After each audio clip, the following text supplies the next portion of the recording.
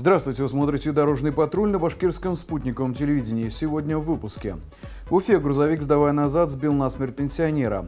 В столице республики столкнулись два автобуса. Лихач убегает инспекторов, свел близкое знакомство со столбом. Это и многое другое смотрите прямо сейчас. Стихия стала причиной многих неудобств для водителей по всей республике. И застрявшие автомобили – это далеко не все беды, которые принесла разыгравшаяся непогода. Так, рано утром 19 февраля снегопад стал косвенной причиной, которая свела вместе грузовик и трактор. По информации Республиканской госавтоинспекции, в Стерлитамакском районе на 102-м километре автодороги Уфа-Оренбург 32-летний местный житель, двигаясь в направлении Оренбурга за рулем грузовика ГАЗ, совершил столкновение с попутным трактором «Беларус», который чистил проезжую часть от снега. В результате аварии оба водители госпитализированы. Следующий случай, произошедший уже в столице республики, закончился, к сожалению, гибелью пешехода. Начиная с понедельника, водители столкнулись с мощной стихией. И если город с этой стихией справился за 5-6 часов, то организации, отвечающие за междворовые проезды, были не так расторопны. Как итог, произошло смертельное ДТП. Сейчас мы находимся на улице Мира, где, собственно, произошло это дорожно-транспортное происшествие со смертельным исходом. Давайте узнаем подробности. Около полудня на улице Мира 46-летний уфимец, двигаясь по местному проезду задним ходом за рулем грузовика ГАЗ, допустил наезд на 88-летнего пенсионера. В результате аварии мужчина погиб до приезда скорой медицинской помощи. Приехал сдаваться продукцию в магазин. Спереди заезд, машина буксовала, заехать нельзя было. Проехал дальше, начал двигаться задом. А откуда человек появился, даже не смотрел, подавал звуковой сигнал, двигался задним ходом, подключил аварийный сигнал. Откуда человек попал под колеса, не было, не видел. Истинные причины ДТП, а также степень вины в настоящее время устанавливаются. 10-летняя девочка пострадала в результате ДТП с участием автобуса. По информации столичной госавтоинспекции, авария произошла в минувшую пятницу на пересечении улицы Российской и Бабича. На видео видно, как на перекрестке сталкивается Nissan X-Trail, за рулем которого находился 52-летний уфимец, и пассажирский автобус Ford Transit под управлением 24-летнего жителя Чешминского района. В аварии пострадали водитель Nissan, а также 3 пассажира автобуса, в том числе и 10-летняя девочка. Известно, что в салоне Ford находились 4 пассажира. Причины и обстоятельства аварии предстоит выяснить сотрудникам полиции. Еще один аналогичный случай произошел днем позже в микрорайоне Сипайлово. Автобус НИФА, следовавший по 39-му маршруту, буквально впечатал столб внедорожник Рено. Еще 2 автомобиля «Лада» и «Тойота» также получили повреждения. ДТП произошло на пересечении улиц Баязида Бигбая и Сипайловской. По счастливой случайности в этой аварии обошлось без пострадавших. Причины ДТП уточняются.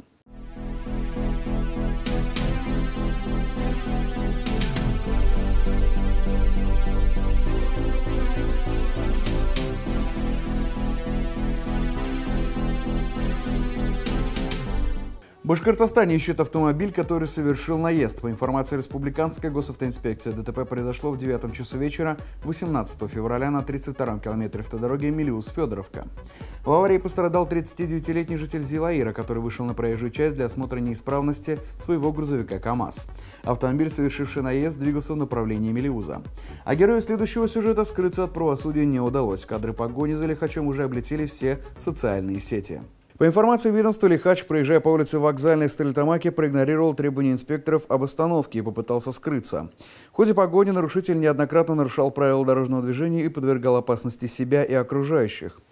На одном из перекрестков он не справился с управлением и врезался в опору электропередач, после чего был задержан. Лихачом оказался 19-летний учащийся одного из местных колледжей. От общения с инспекторами, равно как и от медицинского свидетельствования, юноша отказался. Впрочем, помехой для правосудия это вряд ли станет.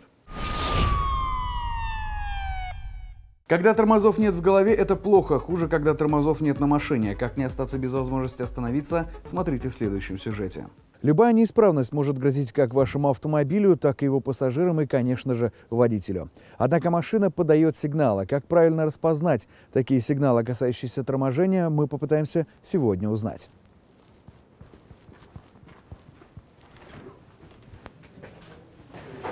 Итак, сегодня мы попытаемся выяснить, какие сигналы подает наш автомобиль при неисправности тормозной системы. Первое, что мы выяснили с помощью нашего эксперта Дмитрия Хваткова, это вибрации на кузове и на рулевом колесе. Почему они происходят? Причиной возникновения данной неисправности может появиться резкое охлаждение тормозного диска. Либо автомобиль попал при движении в лужу, Либо вторая причина — на мойке. Стали мыть машину с колес, и это явилось причиной резкого охлаждения тормозных дисков. То есть диск, когда резко охлаждается, он может пойти вот как-то волнами, наверное, Совершенно верно, да. То есть это можно, во-первых, выяснить, насколько повлияло данное охлаждение тормозной диск при помощи часового индикатора. Вот. А индикатором можно выяснить, насколько повело тормозной диск, как вы сказали, волной. Еще вот такой возникает звук, скрип, когда вот тормозишь. Что это скрипит? Современные автомобили оборудованы тормозными механизмами, в том числе колодками, с индикатором износа. Тормозная колодка имеет свойство поднашиваться при эксплуатации автомобиля, при торможении. Индикатор является сигналом о том, что необходимо колодки менять. Это так называемые скрипуны. Скрипуны, совершенно верно. Вот эта вот штучка, да? Да. Как только приближается толщина колодки к 2 мм, скрипун начинает издавать характерный звук в виде скрипа. Вот когда и едешь, и когда и тормозишь, иногда бывает такое, что автомобиль уводит в сторону. Почему это происходит? Да, причин может быть несколько, но одна из причин — это необслуженные тормозные механизмы. Пыль, грязь, которая в процессе эксплуатации может попадать на тормозной механизм, она производит так называемое закисание, механизм не расходится. То есть суппорт просто... Суппорт заклинит, находится в заклинившем положении, и поэтому одна из колодок постоянно подтормаживает автомобиль. Это может, во-первых, при движении проявиться, либо при торможении резкий увод автомобиля от прямолинейного движения. Данная причина также может явиться и износ тормозной жидкости. Жидкость тормозная меняется каждые 24 месяца, 2 года, либо 40 тысяч по пробегу автомобиля. Состояние жидкости можно выяснить при помощи индикатора. Индикатор выясняет количество влаги, да, получается? Количество влаги, да, присутствует наличие влаги в тормозной жидкости. Вот. Соответственно, измеряем и производим замену. Еще вот такой вопрос. А насколько часто стоит обслуживать суппорта? То есть приезжать в сервис, чтобы их посмотрели, проверили, как они сходятся, расходятся? Регламентом производителя оговорено: проверка автомобиля, в том числе тормозной системы, производится каждые 10 тысяч километров по пробегу, либо один раз в год. Ну, то есть в ходе проверки как раз суппортов можно оценить и состояние колодок, то есть насколько их хватит, да, можно же спрогнозировать. Совершенно верно. Можно оценить состояние работоспособности тормозных механизмов, детали, которые подвержены износу. Ну, мы знаем, что там есть и пыльнички, резинки, манжетки, которые под эксплуатацией могут разрушаться. Когда вот нажимаешь на педаль тормоза, вроде бы плавно нажимаешь, а машина тормозит рывками. Что в этот момент происходит с машиной? Это связано с вакуумным усилителем. Одна из причин — жидкость тормозная. То есть тоже, если некачественная жидкость, если в нее попало много влаги, или Совершенно она верно. долго не менялась? Да. Это можно оценить на сервисе при регулярном обслуживании автомобиля. А бывает, когда тормозишь, нажимаешь педаль тормоза, а она прям дубовая, жесткая, ее не продавить. Что вот, из-за чего это происходит? Опять же, связано с тормозной системой. То есть насколько изношена жидкость тормозная. То есть это напрямую влияет на работу вакуумного усилителя. То есть тормозной жидкостью шутки плохи? Совершенно верно. Шутить здесь не рекомендуется, поскольку это влияет на безопасность вас и окружающих. Хорошо. Вот когда мы заметили один из этих сигналов, что должно быть первой мыслью у нас? Что делать? Как быть? Необходимо позвонить на сервис и записаться на предварительный осмотр.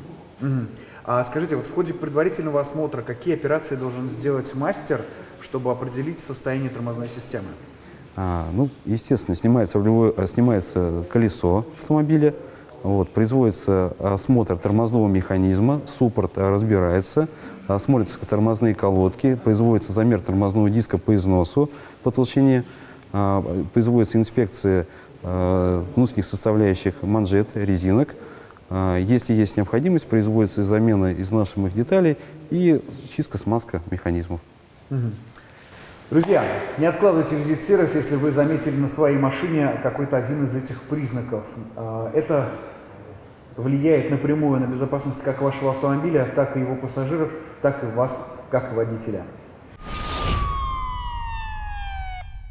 Еще одним полезным приспособлением в наших автомобилях совсем скоро станет система Aero GLONASS. Если быть точным, система уже работает, однако стоит лишь на относительно свежих автомобилях. С помощью этой системы специалисты тревожных служб сразу узнают о факте ДТП, а также с большой точностью узнают, где оно произошло. Таким образом, время реагирования сокращается в разы. На одном таком ДТП побывала наша съемочная группа. По словам водителя Toyota RAV4, Матис, который ехал навстречу, занесло, после чего отбросил на встречную полосу прямо на японский внедорожник. В результате ДТП пострадал ребенок. К счастью, он находился в детском удерживающем устройстве. Без него травмы могли быть еще опаснее. Стоит отметить, экстренные службы оказались на месте аварии в считанные минуты, и в этом есть заслуга системы ЭРО-ГЛОНАСС. Ежедневно на дорогах происходит множество заслуживающих внимания событий, внушительная часть которых попадает в объектив видеорегистраторов. В нашей рубрике «Одним кадром» мы собрали для вас самые любопытные случаи, произошедшие на территории Республики Башкортостан. Как говорится, лучше один раз увидеть. Дрифтующие легковушки уже давно никого не смущают, хотя они и создают немало помех безопасному движению. А как вам дрифтующий автобус? Уверен, что билеты на него будут дешевле, чем на дрифт-такси. Справедливости ради стоит сказать, что дрифт у водителя получается довольно сносным. Возможно, Башкортостан станет пионером в этом виде спорта. Разгулявшаяся стихия сумела посадить на брюхо множество автомобилей, но чего мы не ожидали, так это севший в фигуральную лужу рамный внедорожник. Однако стоит отметить, что он двигался по трамвайным путям, так что, наверное, можно списать это на мгновенную карму. Герой следующего видео про мгновение знает не понаслышке, ведь именно мгновение порой отделяет нас от аварии. Вот и здесь водитель успел среагировать и направить свой автомобиль в сторону и разминуться с внезапным соседом по потоку. Кто прав, а кто виноват в этой ситуации, решать вам. Погоня за длинным рублем никогда ничем хорошим не заканчивается, и этого водителя автобуса, кажется, ничто не может научить вежливости на дороге. Хотя бы к светофору, я уже молчу про пешеходов. И уж тем более пара лишних рублей вряд ли может стоить штрафа за проезд на красный или стоимости ремонта.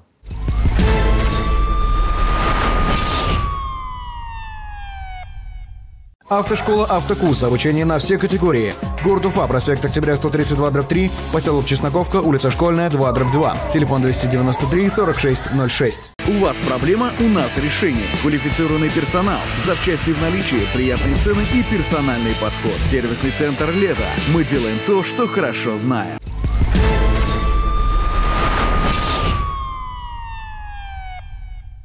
Присылайте свое видео в нашу группу ВКонтакте на наш номер WhatsApp 8 927 350 63 94. Вы смотрели «Дорожный патруль Уфа». Удачи на дорогах!